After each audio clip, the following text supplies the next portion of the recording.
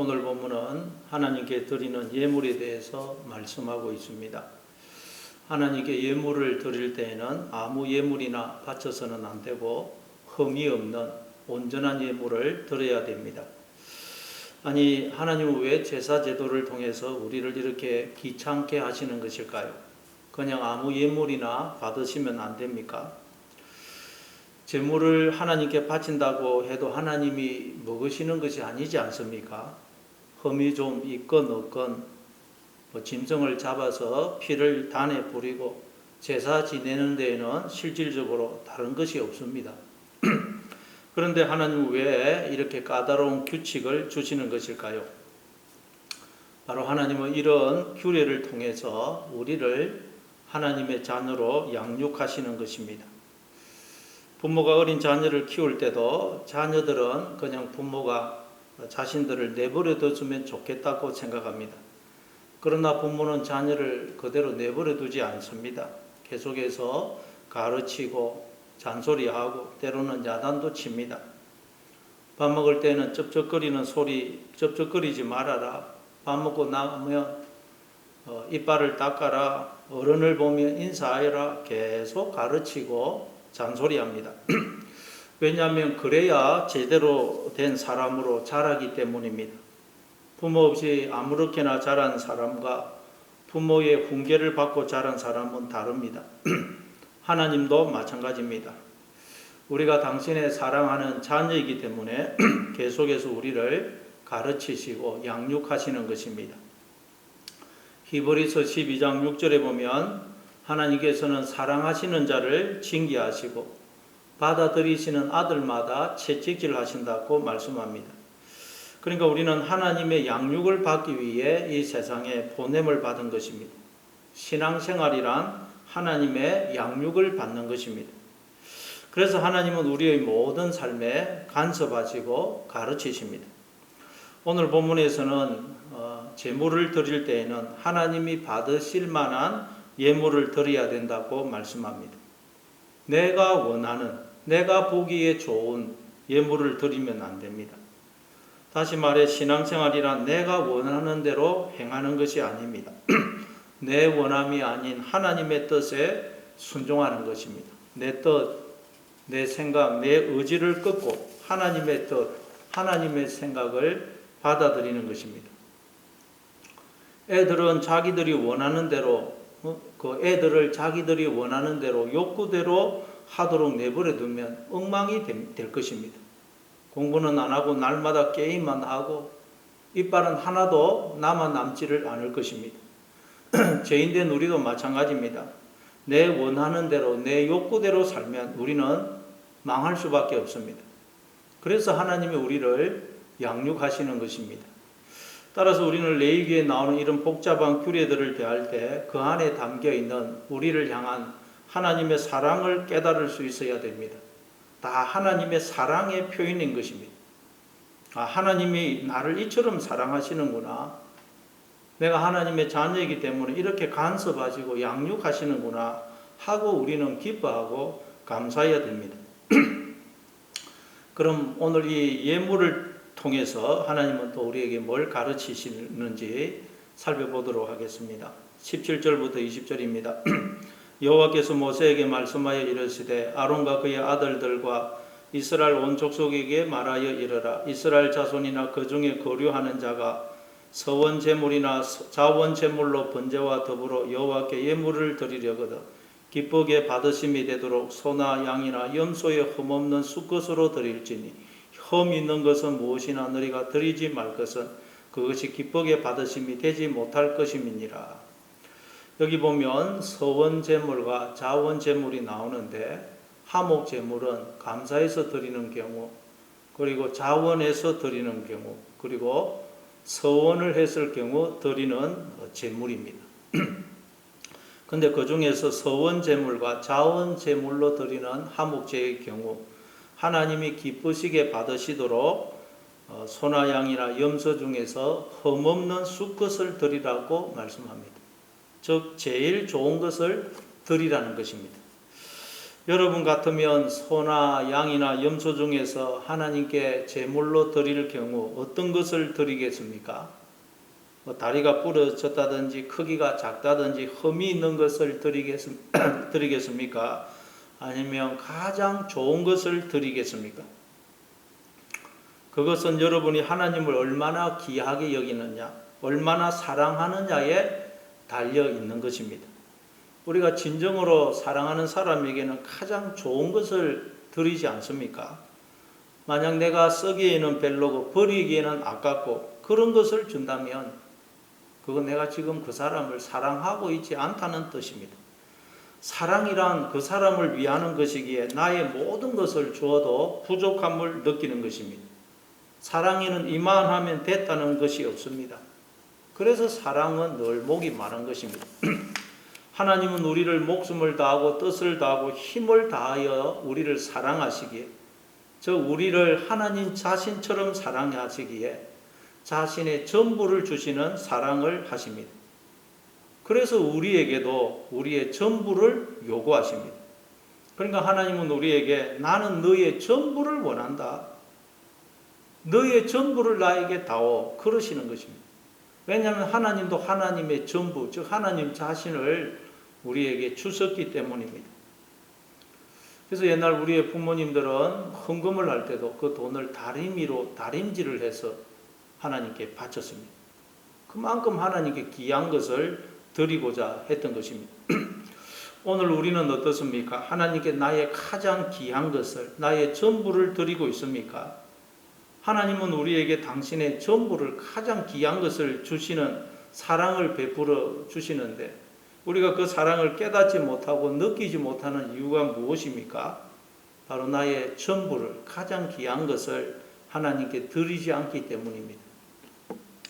또 21절부터 25절입니다. 만일 누구든지 서원한 것을 갚으려 하든지 자의로 예물을 드리려 하여 소나 양으로 화목 제물을 여호와께 드리는 자는 기쁘게 받으심이 되도록 아무 흠이 없는 온전한 것으로 할지니 너희는 눈먼 것이나 상한 것이나 지체에 배임을 당한 것이나 종기 있는 것이나 섭진 있는 것이나 비루 먹은 것을 여호와께 드리지 말며 이런 것들은 제단 위에 하제물로 여호와께 드리지 말라. 소나 양의 지체가 더하거나 덜하거나 한 것은 너희가 자원 제물로는 썰으니와 선 제물로 드리면 기쁘게 받으심이 되지 못하리라.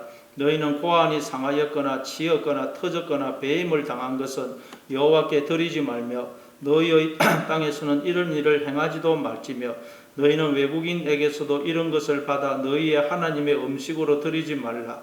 이는 결점이 있고 흠이 있는 것인즉 너희를 위하여 기쁘게 받으심이 되지 못할 것임이니라. 역시 서원을 했거나 자원해서 예물을 드릴 경우 아무 흠이 없는 온전한 것을 예물로 드려야 됩니다. 눈먼 것, 상한 것, 지체에 배임을 당한 것, 종기 있는 것, 섭진 있는 것, 비루 먹은 것, 즉 피부병이 있는 것, 고안이 온전하지 못한 것 등 조금의 결점이나 흠이 있는 것은 하나님께 드리면 안 됩니다. 아니 좀 이런 흠이 있어도 받으시면 안 됩니까? 왜 하나님이 이렇게 까다로우실까요? 왜 이렇게 하나님은 아무 흠이 없는 온전한 것을 예물로 드리라고 하시는 것일까요? 25절에 보면 너희를 위하여 기쁘게 받으심이 되지 못할 것임이니라, 그렇게 말씀해요. 너희를 위하여. 그러니까 흠 없는 온전한 예물을 드리라고 하시는 것은 1차적으로는 하나님을 위해서가 아니고 우리를 위해서라는 것입니다. 그렇습니다. 자녀가 훌륭한 사람으로 잘 자라는 것은 1차적으로 자녀 자신을 위한 것입니다. 그리고 부모를 위한 것입니다. 마찬가지로 우리가 흠이 없는 하나님의 거룩한 자녀로 자라는 것은 1차적으로는 우리 자신을 위한 것입니다. 그리고 우리 아버지 되시는 하나님을 위한 것입니다. 그래서 로마서 12장 1절에 보면 너희 몸을 하나님이 기뻐하시는 거룩한 산 제물로 드리라. 이는 너희가 드릴 영적 예배니라. 그렇게 말씀하시는 것입니다. 그리고 우리가 드려야 될 흠 없는 온전한 예물이란 우리의 몸을 하나님께 드려서 우리가 하나님의 몸으로 살아가는 것입니다. 우리가 하나님의 형상을 회복해서 하나님의 형상으로 살아가는 것입니다. 창세기 17장 1절에 보면 하나님께서 아브라함에게 이렇게 말씀하십니다. 나는 전능한 하나님이라. 너는 내 앞에서 행하여 완전하라. 여기서 완전하다가 타미임으로 오늘 본문에 나오는 흠없는 이라는 말과 같은 단어입니다. 그러니까 흠없는 예물이란 온전한 예물이라는 뜻입니다. 하나님은 우리 자신이, 우리의 삶이 온전한 예물이 되기를 원하십니다. 마태복음 5장 48절에도 보면 그러므로 하늘에 계신 너희 아버지의 온전하심과 같이 너희도 온전하라 그러죠. 하나님은 우리가 온전한 예물이 되기를 원하십니다. 그러면 어떻게 하면 우리가 온전해질 수가 있을까요? 너는 내 앞에서 행하여 완전하라. 우리가 하나님 앞에서 행할 때 온전해질 수가 있다는 것입니다. 즉 나는 하나님 앞에 있다. 하나님이 나와 함께 하신다. 하나님이 눈동자처럼 나를 지키시고 돌보시고 내 삶에 간섭하시고 나를 양육하고 나를 인도하고 계신다 하는 것을 기억하고 인생을 살아가라는 것입니다. 다시 말해 내 삶 속에서 일어나는 그 어떤 일도 하나님의 간섭하심과 허락 없이 일어나는 것은 없다는 것입니다. 왜냐하면 우리가 하나님 앞에 지금 있기 때문입니다. 그리고 내 인생에 일어나는 모든 일은 다 나를 사랑하시는 하나님께서 나를 잘되게 하기 위해서, 나를 복되게 하기 위해서, 나를 영광스럽게 하기 위해 허락하시는 일이라는 것입니다. 이걸 기억하고 행할 때에 우리는 온전해질 수가 있다는 것입니다. 하나님이 기쁘시게 받으시는 온전한 예물이 될 수가 있는 것입니다. 그러니까 하나님께서 왜 아벨과 그의 제물은 받으시고 가인과 그의 제물은 받지 않으셨다는 말입니까? 아벨은 이런 삶을 살았고 가인은 이런 삶을 살지 않았기 때문이에요. 그러니까 여러분 우리가 드려야 될 제물이란 결국 나 자신이요 나 자신의 삶입니다. 그래서 하나님이 예물에 대해서 까다롭게 말씀을 하시는 것입니다. 왜냐하면 우리가 하나님을 닮은 온전한 자녀, 영광스러운 자녀가 되기를 원하시기 때문입니다. 또 26절부터 28절입니다. 여호와께서 모세에게 말씀하여 이르시되 수소나 양이나 염소가 나거든 이래 동안 그것의 의미와 가치 있게 하라. 여덟째 날 이후로는 여호와께 화제로 예물을 드리며 기쁘게 받으심이 되리라. 암소나 암양을 막론하고 어미와 새끼를 같은 날에 잡지 말지니라. 짐승의 새끼를 예물로 드릴 때는 그 새끼로 최소한 어미와 일주일은 함께 지나게 한 후에 드리라고 말씀합니다. 여기에는 아무리 짐승이라도 어미로 하여금 적어도 일주일 동안은 제 새끼에게 젖을 먹이고 그리고 새끼도 어미 젖을 먹도록 자비를 베풀라는 의미가 들어 있습니다. 그리고 여덟째 날 이후로 하나님께 예물로 드리라는 말씀에서 우리는 이스라엘 백성들이 8일째에 그 태어난 자녀에게 할례를 행한 것을 기억하게 됩니다. 할례는 오늘날 세례입니다. 세례란 예수님이 죽으실 때 나도 예수님과 함께 옛사람이 죽고 예수님이 부활하실 때 나도 새 사람으로 하나님의 자녀로 거듭나는 것을 말합니다. 그래서 성경에서 8일은 안식구 첫날로 주님께서 부활하신 날입니다. 그러니까 이 말씀은 우리가 옛사람은 죽고 새 사람으로 하나님의 자녀로 거듭날 때 우리가 하나님께 드려지는 온전한 예물이 될 수가 있다는 말입니다. 그럼 우리가 어떻게 할 때 새 사람으로 거듭날 수 있을까요? 바로 7일 동안 베풀어 주시는 하나님의 은혜와 자비를 깨닫고 감사할 때 그때 비로소 우리는 하나님의 자녀로 새 사람으로 거듭나게 되는 것입니다. 7은 완전수입니다. 따라서 7일 동안의 자비란 청량할 수 없는 하나님의 자비, 하나님의 은혜를 의미하는 것입니다. 여러분, 우리에게는 청량할 수 없는 하나님의 은혜와 자비가 우리에게 베풀어 주고 있습니다. 여러분은 이 청량할 수 없는 하나님의 은혜를 깨닫고 감사하고 있습니까? 내게 베풀어 주시는 은혜가 족하다고 넘쳐난다고 고백하며 감사하고 계십니까? 그래서 그 은혜를 다른 이들에게도 베풀어 주고 계십니까? 그래서 28절에 보면 짐승의 어미와 새끼를 같은 날에 잡지 말라고 말씀합니다. 이 말은 짐승에게도, 즉 짐승과 같은 이들에게도 하나님의 은혜와 긍휼을 베풀라는 말입니다. 그때 우리는 새 사람으로 하나님의 자녀로 거듭나게 되고 또는 하나님이 기쁘게 받으시는 온전한 예물이 되는 것입니다. 여러분, 우리는 다 하나님 앞에서 죄인입니다. 그러나 다만 하나님의 긍휼을 입어 살아갈 뿐입니다. 그러니 우리도 다른 이들에게 긍휼을 베풀어야 됩니다. 선한 사마리아인의 비유를 우리가 다 알고 있습니다. 거기 보니까 한 사람이 강도를 만나서 죽게 되었어요. 그때 제사장이 보고는 그냥 지나쳐갑니다. 레위인도 그 사람을 보고는 그냥 지나쳐갑니다. 두 사람 다 제물과 제사로 살아가는 사람들이에요. 제사를 드리는 사람들입니다. 그러나 저들은 긍휼 없는 제사를 드렸어요. 흠 있는 예물을 하나님께 드린 것입니다. 그건 마치 어미와 새끼를 한 날 죽인 것과 같습니다. 마찬가지로 우리가 아무리 교회 와서 예물을 드려도 우리의 삶에 긍휼이 없으면 우리의 제사를 하나님은 받지 않으신다는 거예요. 우리는 그 강도 만난 자를 보고 그냥 지나친 제사장과 레위인과 같다는 것입니다. 긍휼을 깨닫고 긍휼을 베풀어야 됩니다. 또 29절부터 33절입니다. 너희가 여호와께 감사 제물을 드리려거든 너희가 기쁘게 받으심이 되도록 드릴지며 그 제물은 그날에 먹고 이튿날까지 두지 말라. 나는 여호와이니라. 너희는 내 계명을 지키며 행하라.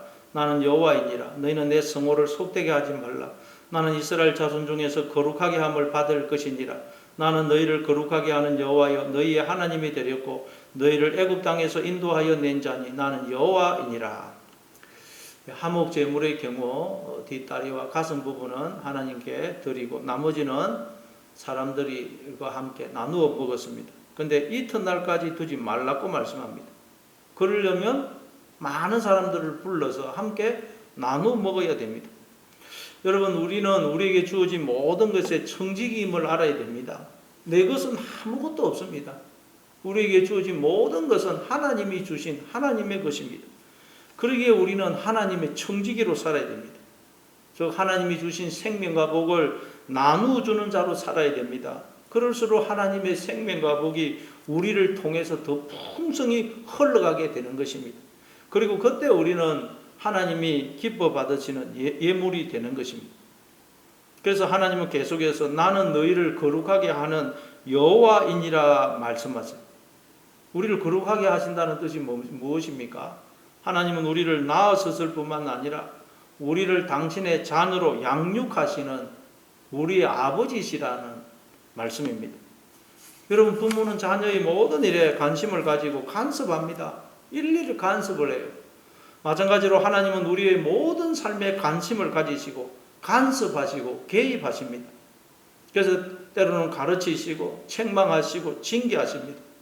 그래도 말을 안 들으면 채찍질 하십니다. 이 모든 것은 우리를 사랑하시기 때문에 우리를 잘되게 하기 위해서 하시는 것입니다. 이걸 알고 하나님의 징계하심에 감사하고 하나님의 징계를 받아들여 돌이킬 때 우리는 온전한 예물이 되는 것입니다. 그래서 하나님은 나는 너희의 하나님이 되려고 너희를 애굽 땅에서 인도하여 낸 자니 나는 여호와이니라고 말씀하십니다. 하나님은 나의 하나님이 되시려고, 즉 나의 부모, 나의 남편, 나의 머리가 되시려고, 즉 나와 하나가 되어 나와 함께 영원히 사시려고 나를 지었었고 지금도 나를 가르치시고 양육하시고 내 삶을 인도하시는 분이라는 말씀입니다. 다시 말해 하나님은 나를 사랑하시려고 나를 낳으셨고 지금도 그 사랑을 베풀어 주고 계시다는 말입니다. 그렇죠. 여러분, 우리가 자녀를 왜 낳습니까? 사랑하기 위해서 낳는 것입니다. 마찬가지로 하나님은 사랑하기 위해서 우리를 지었었고 우리를 부르신 것입니다. 우리는 지금도 그 사랑을 받고 있습니다. 따라서 우리의 모든 삶은 다 하나님의 사랑에서 비롯된 것입니다. 이 사랑을 깨닫고 감사하며 이 사랑으로 하나님과 다른 이들을 사랑할 때 우리는 하나님의 온전한 자녀가 되고 하나님이 기뻐 받으시는 온전한 예물이 되는 것입니다.